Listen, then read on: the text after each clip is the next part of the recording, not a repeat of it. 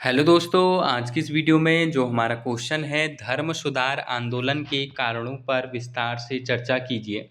तो इस वीडियो में मैं आप लोगों को इस क्वेश्चन का आंसर बताने वाला हूं और इम्पोर्टेंट क्वेश्चन है, एग्जाम में पूछा जाएगा। तो वीडियो को लास्ट तक देखिएगा। तो सबसे पहले आंसर में लिखेंगे धर्म सुधार आंदोलन 16वीं शताब्दी में यूरोप में उत्पन्न एक महत्वपूर्ण धार्मिक एवं सामाजिक आंदोलन था जिसने कैथोलिक चर्च की सत्ता और प्रथाओं को चुनौती दी। इसके पीछे अनेक कारण थे जिन्हें निम्नलिखित रूप में समझा जा सकता है। पहला हेडिंग होगा चर्च में व्याप्त भ्रष्टाचार। कैथोलिक चर्च में नैतिक पतन और भ्रष्टाचार बढ़ गया था। पादरी और धर्माधिकारी विलासितापूर्ण जीवन जी रहे थे। पदों की खरीद फरोख्त और अनुशासनहीनता आम बात हो गई थी, जिससे जनता में असंतोष बढ़ा। नेक्स्ट हेडिंग समापत्र की प्रथा। चर्च द्वारा पापों की मुक्ति के लिए समापत्र भेजे जाते थे। इस प्रथा का लोगों ने विरोध किया क्योंकि यह धार्मिक आस्था का व्यवसायीकरण था। मार्टिन लूथर ने इसका सबसे प्रबल विरोध किया और 1517 में अपने 95 सिद्धांत प्रस्तुत किए। फिर लिखेंगे पुनर्जागरण का प्रभाव हेडिंग। पुनर्जागरण ने मानववाद और तर्कशीलता को बढ़ावा दिया। लोगों ने धार्मिक शिक्षाओं और परंपराओं पर प्रश्न उठाना शुरू किया। इससे चर्च की अंधविश्वास की मान्यताओं को चुनौती मिली। नेक्स्ट हेडिंग राष्ट्रवाद का उदय।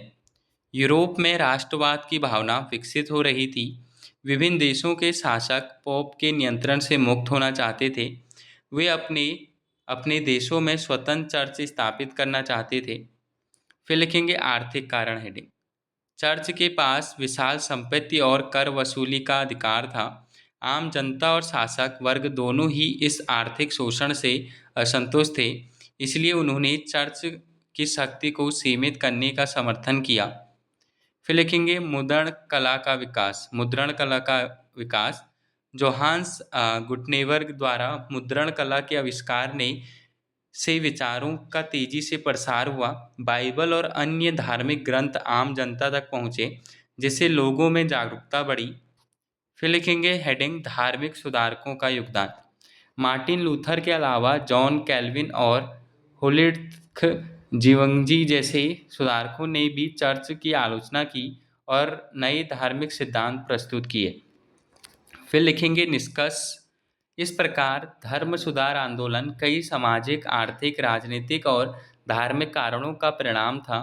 इससे न केवल चर्च की सत्ता को चुनौती दी, बल्कि यूरोप में धार्मिक स्वतंत्रता, आधुनिक विचारधारा और नई चर्चों के उदय का मार्ग भी प्रशस्त किया।